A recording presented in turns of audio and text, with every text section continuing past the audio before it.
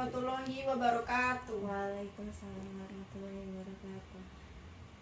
Perkenalkan, nama saya Anifa Initasari, NPM 1901109. Saya akan menjelaskan tentang takhrij hadis, kritik sanad, kritik matan, dan metode pemahaman hadis Nabi.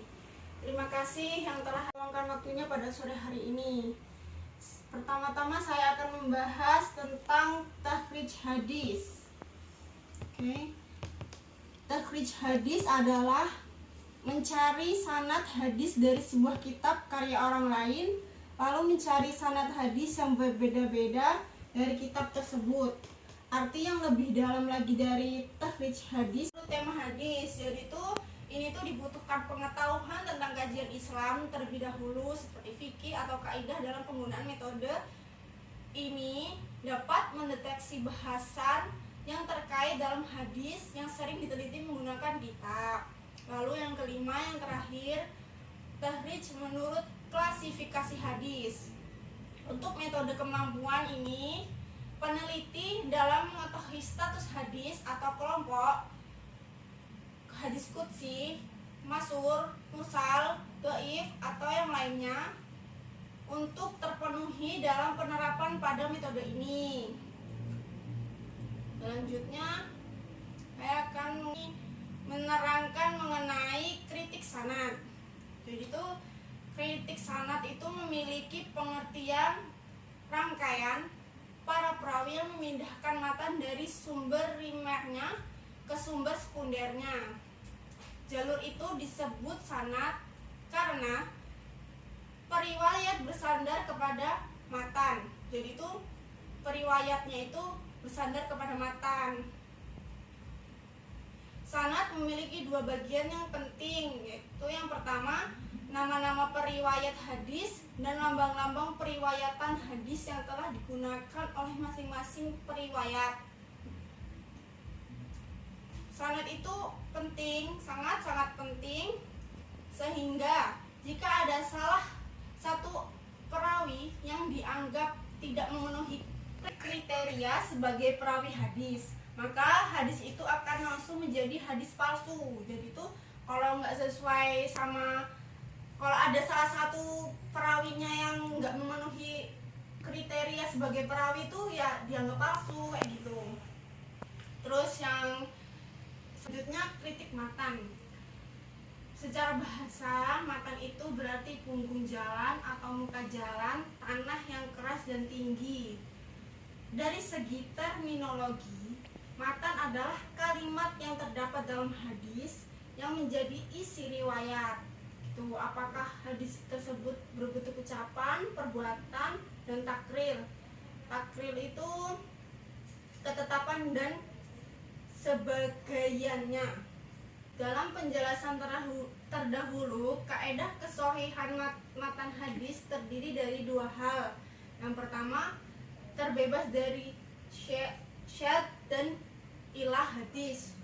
Syadz menurut pengertian ulama adalah hadis yang diriwayatkan perawi makbul bertentangan dengan riwayat perawi yang kuat. Sedangkan ilah adalah hadis yang lahir tampak selamat dari kombinasi, namun setelah diteliti akan muncul cacatnya, baik karena mausulnya, mauqufnya, atau memasukkan hadis pada hadis lainnya. Ada beberapa tanda-tanda matan hadis yang palsu. Yang pertama, susunan bahasanya rancu.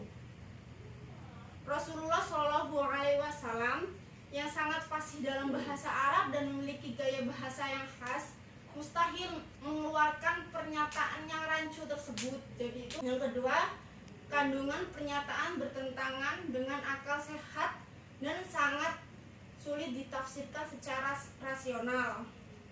Yang ketiga, kandungan pernyataan bertentangan dengan tujuan pokok ajaran Islam. Jadi kandungan pernyataannya bertentangan banget sama tujuan pokok ajaran Islam. Misalnya pokok ajaran Islam yang berisi ajaran untuk berbuat maksiat. Maksudnya kandungannya bertentangan gitu loh sama, kan ajaran Islam mengajarkan dalam kebaikan, itu kan.